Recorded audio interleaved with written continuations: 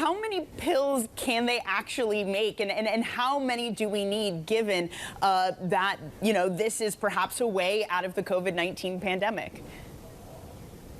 Well, we are seeing record numbers of COVID cases, especially across Eastern Europe, but really across the world. Still, between 1/3 and 500,000 people a day are infected with coronavirus. So we need millions and millions of these pills.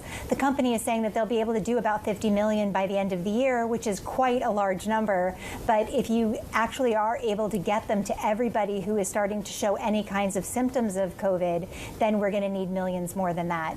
So the question becomes, will the companies, Pfizer and Merck, be able to meet this demand?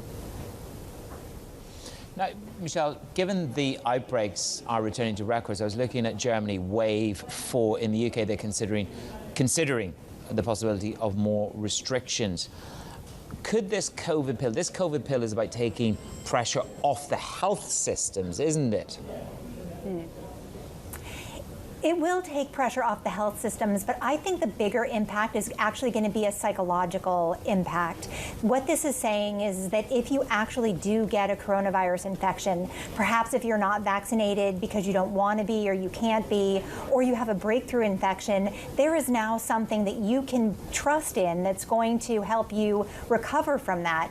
That's the piece that we haven't had until this point. So even as we're looking at all these cases rising, we're not seeing the same kind of death numbers that we had seen earlier in the outbreak. And once these pills start rolling out, we should see a decrease even further. So that sentiment, that's what's going to allow people to learn to live with the virus, to be like, maybe this is just another cold for me. Maybe it's not going to take me away from my family. Maybe I'm not going to end up in the hospital. And that's what's going to allow people to live more comfortably with the risk.